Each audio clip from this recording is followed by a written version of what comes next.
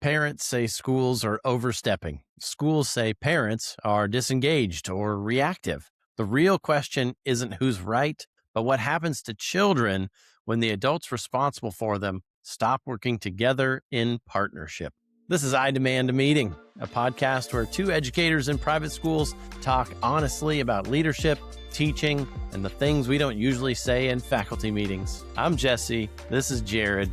And let's dig into today's topic, the parent-school partnership. So I think the first idea we need to dig into here is that the parent-school partnership appears to be fracturing. So schools were never meant to replace families, but many schools now function as if they must compensate for families. While at the same time, parents often feel shut out or talked down to, and it creates an adversarial or oppositional dynamic where trust then begins to erode on both sides. Jared, what's your history or experience with that? I've seen, and tell me if you agree with this, Jesse, I feel like I've seen a shift even post-COVID, and not to make a political commentary on this, but I think there's a part of authority in general that has been fractured somewhat in our country, whether that's a distaste for the government, a distaste for politicians, distaste for authority, and perhaps it's been a trend much longer, obviously, than COVID.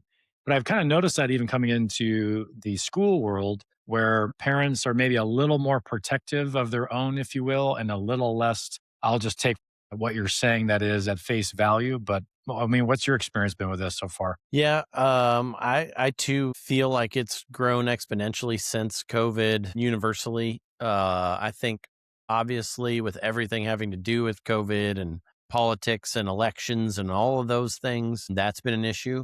But then how it trickled into education, obviously, just as we all could agree, then there is that natural distrust toward authority or toward systems and this idea that they would have my best interest in mind. But I feel like what happened in and around COVID was when we were all stuck at home, and maybe like you, our kids were at the counter with their computers pulled up. And that year in particular, I had one working from home from a school that I was not an administrator in. And so I got to see behind the curtain what was I would say going on in classrooms because it was not a quote unquote classroom as one should have been because of remote learning. And that was no knock on people who do remote learning. There's really good ways to do it. But the way that everyone was piecemealing it together, somewhat ill-equipped during COVID was not the ideal way to do it. Suffice it to say, if any other parents were like me, they saw behind the curtain and there were times where they go, oh, this isn't of the highest quality. This is not so good. Or I'm hearing things coming, from the countertop where my child is on their computer working that I don't agree with, or I have questions about, or doesn't seem to meet my standard or expectation. And I think we've still carried over part of that in concert with the distrust of institutions and organizations, which puts us, school leaders and school administrators, in a tough spot. And to add to what you're saying, it even shows up in the data where not only do we have a lot of migration happening around the country, we also had school choice in the sense of public, charter, private school, a lot of moving parts. I know specifically from the private school world, if you look at any piece of data from 2020, 21, 22, 23, and so on, you're going to see a huge influx. We're talking 5, 10, sometimes even higher percentage growth that private schools experienced during this time period. And I think it's probably a part of what you just said there. I'm sure there's a part of it. It's more of the practical. This school is opening faster and these government schools are just slower to reopen. I'm sure it's there. So it remains to be seen if there's some sticking power, if you will, from the migration to private schools. But I think that's a part of the partnership. You're right. I think some people saw what was going on educationally and did not like what they see or heard and saw it as an opportunity. Yeah. And the key word you said there is partnership. Obviously, I'm sure it's in your school's mission statement as it is in mine, where we desire, and again, you and I are both in private schools, and so our families are, paying tuition and volunteering and choosing of their own will to, in addition to the property taxes that they're already paying for public schooling, to come and pay us tuition dollars to bring their kids to our schools. And it's the idea of partnership is crucial. It's essential that as we said just a few seconds ago, that it's not adversarial, it's not oppositional, it's not administrators versus parents with the children in the middle. It's got to be side to side, shoulder to shoulder, administrators and parents working together for the same goals for the good and the development of that child. And we'll talk a little bit about development later on, but that partnership is crucial. So, collaborative spirit, benevolence, assuming the best of one another, doubting the worst, asking clarifying questions, seeking context and perspective, open lines of communication, honesty, truthfulness, humility are all crucial elements to that partnership running smoothly and working well. Yeah, I think one more piece to add to this when we think about a partnership is that it starts in the mindset that the school and the home truly have, which we'll get to in our final talking point, subtitle of the episode, what's best for the child. And if you take maybe the crazy ones at the end of each spectrum out of the scenario of some situations, they're just very, very unique. For the most part, 95% of the time, the school and the parent have the same exact thing in mind, trying to help out that particular child. And so that leads us then into this idea of, we could colloquially call it who knows best, but Yeah. maybe more around this idea of confusing or just mislabeling expertise and authority and how that all blends together well. And when that's not clearly defined, then it can create conflict. So schools and school employees possess professional expertise in instruction and systems. In our world, we call it pedagogy, this idea of the art and science of teaching and learning. Parents, obviously, are the parent of the child. They hold the moral authority, the long term ultimate responsibility for the children. In our case, they get to decide where they're sending them for schooling.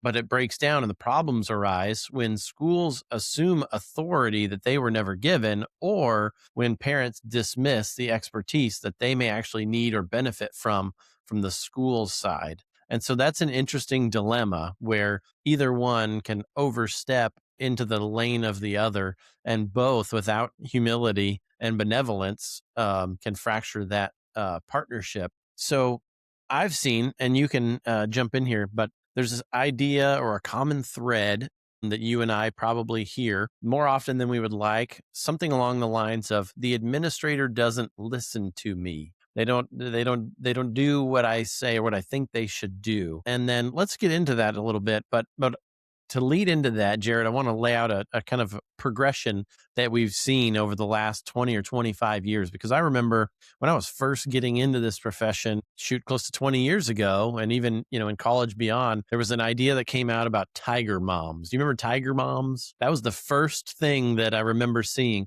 And then that evolved into what were called helicopter parents. When I envision a helicopter that just kind of hovers over and keeps an eye on things, make sure that Mhm. I guess from a helicopter, it'd be a 5 or 10,000 foot view, that everything looks Sure. okay. And then that transitioned to bulldozer parenting, where you've got the big tool and you're just going to plow ahead, regardless of what mess it creates to carve a path. And the latest that I've been seeing in all the education journals and articles and research is what they're calling curling parents. So if you envision the sport of curling, where you've got the crew out in front of the puck that have their little sweepers and are just their little push brooms and are just making sure that there's no obstacle at all that could come up in the path to create any friction or opposition. And so when we think about this idea of the administrator doesn't listen to me in light of that trajectory or that logical progression from tiger moms to helicopter to bulldozer to curling, they're all symptoms. They're not causes. So where do these ideas come from, and how are parents feeling, and what are they experiencing when we hear from our seat the administrator doesn't listen to me? I think those terms, and I like the fact that you specified some of them because some of our listeners probably have heard maybe some, maybe not all of them. And in that context, part of it, I wonder if it's a progression of the authority piece we mentioned earlier, that at the end of the day, a parent's ultimate job is to advocate for their child. But I think what's shifted generationally from before, and why administrators maybe don't listen, in air quotes, now from a lot of parents who get really frustrated with their local school, is probably because the parent has more of a consumer or a customer service type of mindset that I'm paying for goods and services, therefore I should be receiving what I am paying for. Whereas in previous times and previous school generations, you may have a conversation where it's more, I'm going to take you to the school and the school's going to do what the school's going to do. Probably see between all of that, I would argue families, if we give them some credit, we're parents also. I think they are more in tuned with education now than perhaps in prior decades, meaning they are much more, and call it social media, call it group me's, whatever you want to call it, but they have their pulse. If we're just being honest, they have their pulse on what's going on, the day to day, the behind the curtain things that are going on. They just know a heck of a lot more about the school. And that just simply wasn't the case in a pre technological era. So I think all of that is a part of why we're seeing these terms emerge. And then you throw on, we talked with Dr. Sess last episode. I do think the changes in parenting play a huge role in this. And we're not here to be parenting experts per se, but there has been a shift that we've seen. I don't have a percentage on it, where it's more of I'm going to empower my child to do what my child wants to do. And everything is fine and dandy as long as my child gets what my child gets. You know, this old saying we used to say, you get what you get and you don't throw a fit. I don't know if that applies all that much anymore because we want what we want and we're going to get it when we want it. So that's kind of my initial impression. And when so we say administrators aren't listening, it's because we're not serving the customer in the way the customer wants it. That's good. Yeah. Um, I've experienced that as well, where it's when you get the feedback they're not listening. And from my seat at the table, it's we sat down, we had a conversation, and we shared our perspectives. Now, I may not have followed through and done what was requested or asked because whether it's our systems, our infrastructure, policy, best practices, but then it comes across as not listening because it's not what's done. So that presents a challenge. But again, we have to identify again that we're on the same page with the same goals for the child, but we come at it from different areas of responsibility and authority and then expertise. So parents may be feeling anxious about what their child is experiencing. They may be unclear about their role. It happens very rarely, but it's happened a few times, even this year, where parents have said, "Hey, y'all are the experts. You let me know what you think we need to do to reinforce at home, and we'll do that." And I would say that's very, very much the exception and not the rule. But I always do.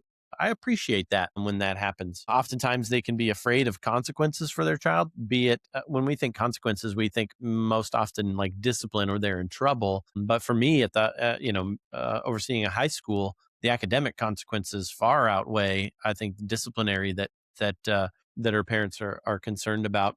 And so this then, all of that, right, where we're coming at it from different angles, brings up a really good question or a good evolution that I've observed happening in parenting culture and society. And that is this idea of the child is always right. So, Jared, I know when you were in school, had you gotten in trouble, they would have called your sheriff dad and said, Jared made this poor choice or Jared got a bad grade. And I can almost guarantee you, having met your father, that he would have said, "Thank you for letting me know. We'll take care of it at home. It won't happen again." And that was that. And then that behavior changed. That was the case That's at right. my home as well, as I am assuming it was yours. Anymore, though, that's not often the case that I experience from parents. And then when those things happen and we have to sit down and get around a table and have conversations, you get a little bit of the, well, he said it was actually like this. And well, she said it was actually like that. And the adult in the room says, "Sir or ma'am, I'm just sharing what I observed with my eyes and heard with my ears. I'm not making a judgment. I'm just sharing an observation." And sometimes I have been sitting right here and heard, well, frankly, he said it was like this and I don't know who to trust. And that leans into where expertise and authority gets blurred. And, you know, one more thing I'll say that is really important is, the majority of educators, especially administrators, are professionals, have the credentialing, but also the experience. They've had the degrees, they've taken the classes. But like, take me, for example, my entire adult life, I've spent working with teenagers. And so I have seen every trend and pattern. I've had every conversation. To me, there's really nothing new under the sun and nothing surprises me all that much anymore. But it's interestingly, it's not that often that somebody will just say, "Jesse, what do you think? What are your thoughts on this? What do you think is best in this situation?" And so what we've got to figure out, Jared, how to do is build that bridge where, let's just say, a parent works in a medical facility, or in my area, they work in aviation or engineering, something like that. And they know their child inside and outside, frontwards and backwards, because they are the child's parent. Mhm. But they don't swim in the waters of day to day school business operation and focus and study and research and live in day in day out child development, or in my case, adolescent development. Whereas we do. And we have a lot to bring to the table. So we've got to bridge that gap of I'm respecting your authority, parent, and you're acknowledging my expertise. And we have a bit of an agreement in benevolent humility. What do you think? I think you're exactly right that that is where the tension lies, the bridge that needs to be built. And so my question would be, I guess rhetorically, is how do we do that? And I wonder, as I was saying earlier about the social media thing, we made the comment that, well, administrators, they just don't listen to me, which is typically kind of an opt out comment for I didn't get what I wanted.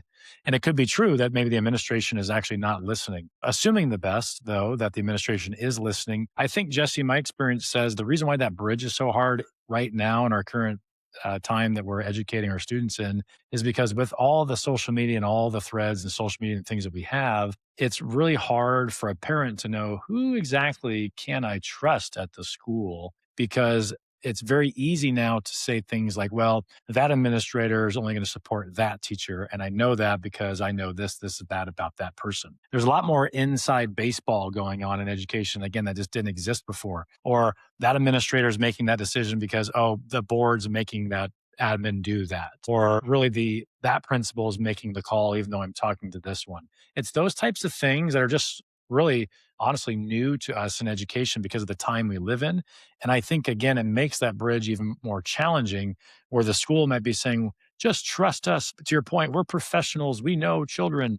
But at the same time, as a school, we also want to admit, like, we're not the parents. So we want the parent to be the parent. And we want the parent and the church and the school, if it's a Christian school, that is, or if it's not, but at least the parent and the school to work together and form that bridge. Yeah, that's good. And so that brings up a really good point. And I want to press in on this just a little bit. And for parents that are listening, you might want to tuck your toes because I don't want to step on them too hard, but I just want to throw this out there. Regularly, not regularly, well, somewhere between occasionally and regularly, from my seat, I will hear parents share in a bold declarative statement how something is in a classroom, except that they've never been in that classroom. And so then my follow-up question, which I don't ask this aloud, but I'm thinking it in my head, is one, how do you know? And two, have you considered the source? And so this is an area that I've done a lot of thinking and reading and researching and processing, and I'm drafting out my thoughts in a logical progression. But you and I are both in private Christian schools,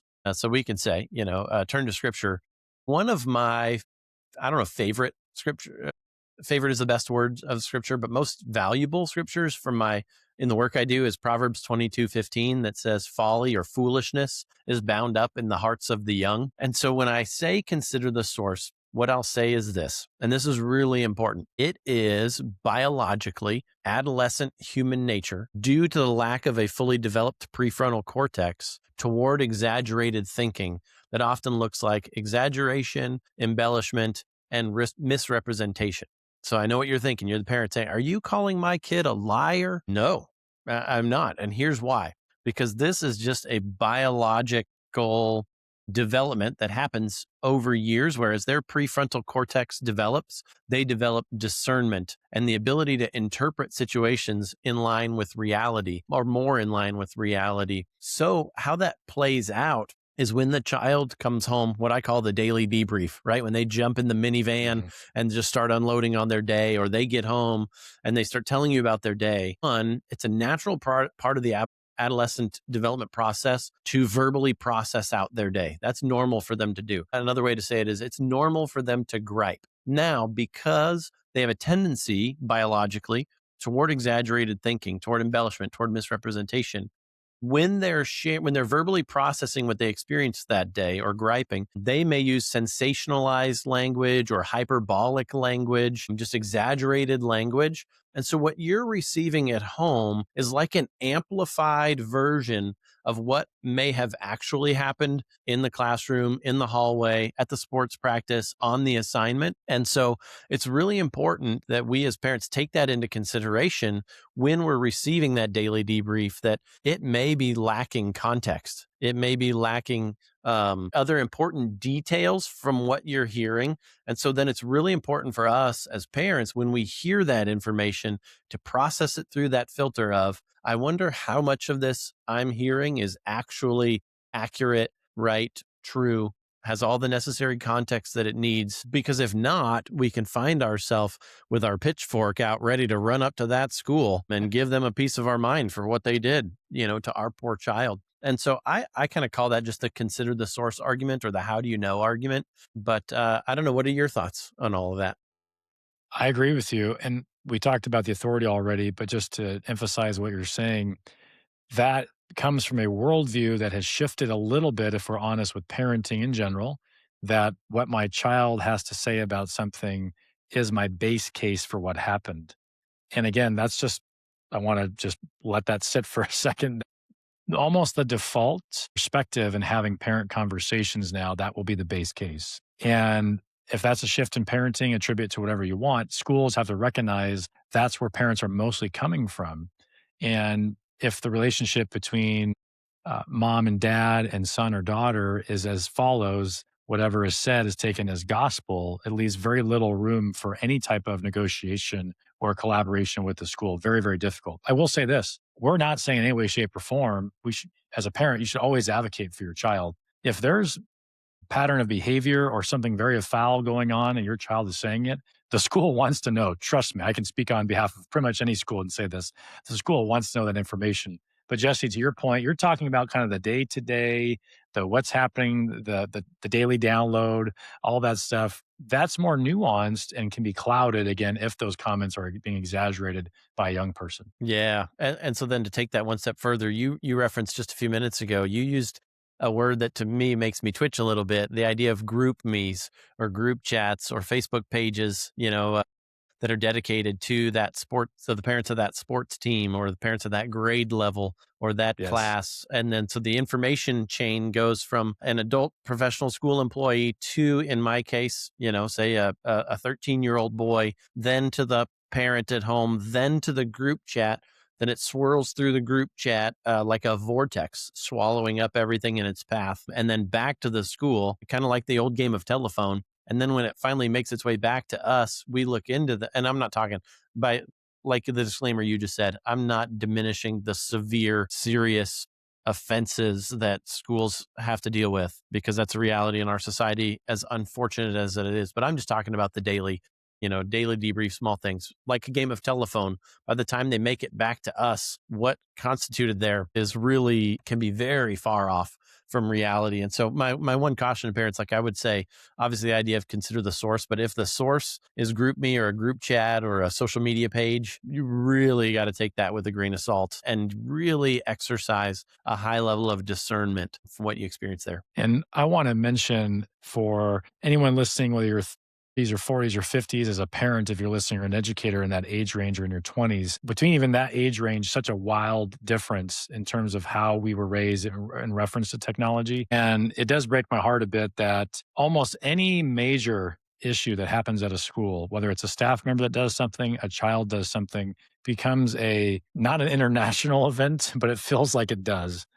What maybe you and I got away with as a kid for something foul that we said or did to somebody as maybe a 12-year-old boy, which happens on the daily for boys, as and part of that development you were talking about, now becomes a situation where now dozens and dozens, if not hundreds or thousands of people are now aware that this boy did this thing today at school. And even though we know as educators that 10 years from now, 20 years from now, that boy might be very successful, maybe has character of gold. Maybe God did something in his life, whatever happens. But we are so quick on that kind of that daily gossip train to jump down somebody's throat because did you hear about this? Did you hear about this? Did you hear about this? And we're not here to preach to the choir on those like, yeah, yeah, we hear you, Jared, hear you, Jesse, on this. But I'm telling you, if there's anything that we can do to squash some of that, it's just a matter of it might be something as simple as please take that down. Please, it might be a side conversation to have with that person because it takes a whole community to diffuse those types of things. I am very concerned about where that goes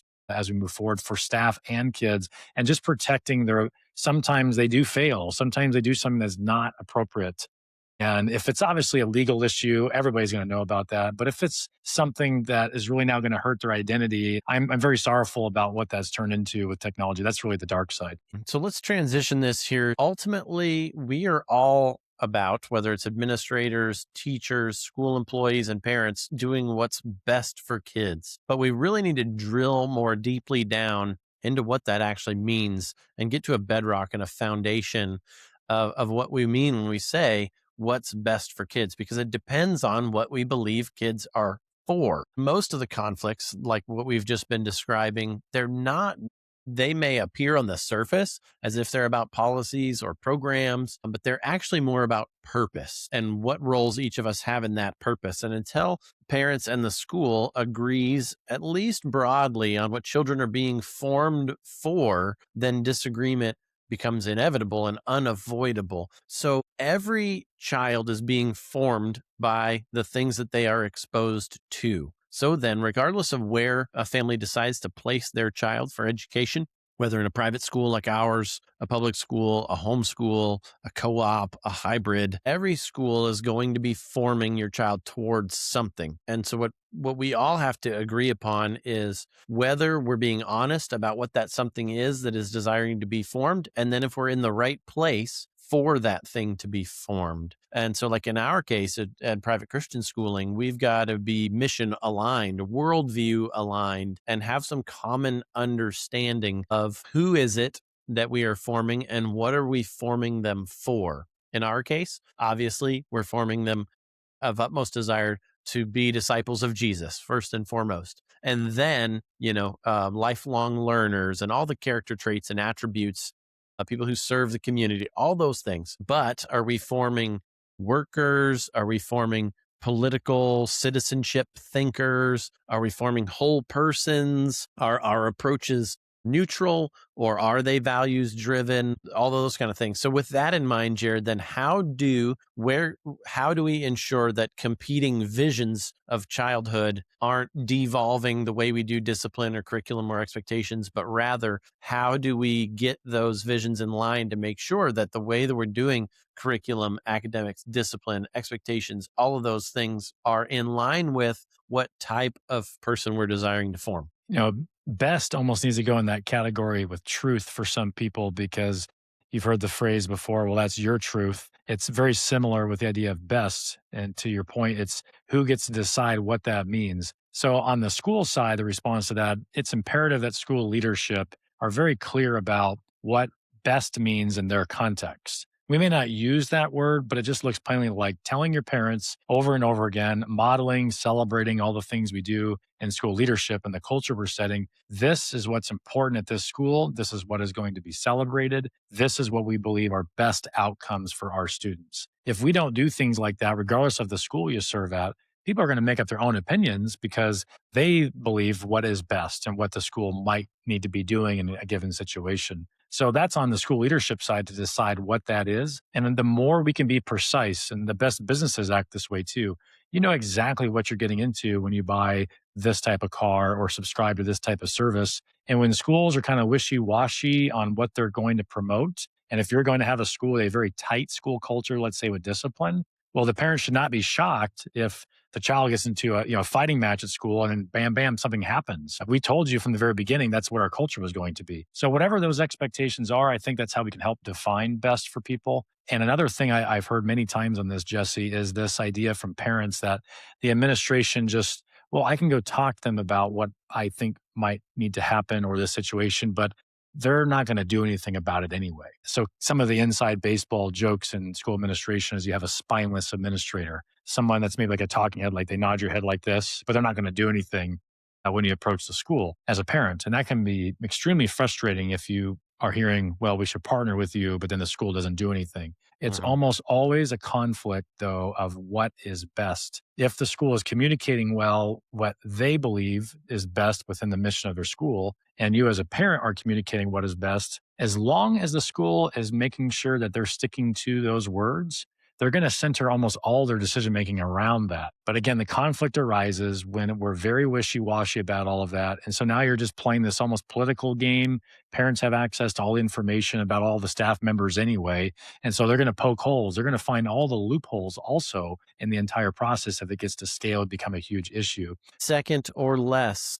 Hot take, wrap it up and I'll follow suit. For parents listening to this episode today, take heart that you should be an advocate for your child. Build as much as you can a strong relationship with your children's teachers, your administration when necessary. And when there is conflict, be sure to listen, understand that the school also has the air quotes best interests of your child in mind, although you may not agree every single time with what the school is doing, whether that's a policy, a disciplinary decision. But I'm telling you, the magic and the fruit of that partnership between home and school feels so wonderful when we come to the table. We can air out some of those differences and even walk away disagreeing, but knowing that you were heard and that the school feels that while you may not be the biggest fan of the decision, we're all on the same team wanting your child to win. Jesse, what about you? What's your hot take for today's episode? Mine would be the importance of humble benevolence. And the way I would define that is assuming the best by default, that no one's out to get you or penalize you, doubting the worst when you hear things that sound out of character or out of context, question if whether that aligns with what you've observed in a pattern of reality, and then ask clarifying questions for context to see what you may be missing to help guide toward better understanding. The school and parent relationship should never be adversarial or oppositional, but rather a partnership. While we all always consider the sources of information, most often from a school, especially a Christian school, we're thinking a long-term view of best or of success, of what that looks like, and also a spiritual view and moral lessons to be learned as well. So children don't need perfect parents or perfect schools. They need adults willing to own their roles, willing to tell the truth, and willing to collaborate and work together in partnership, even when it gets uncomfortable. So thanks for listening to today's episode of the I Demand a Meeting podcast. We get a lot more to talk about this. In the next episode, we'll present some solutions and get more into the weeds on tangible things that schools and parents can do to continue building bridges in these relationships. Leave a comment, share your own experiences, ask questions. We're happy to engage with those, and we look forward to seeing you next week.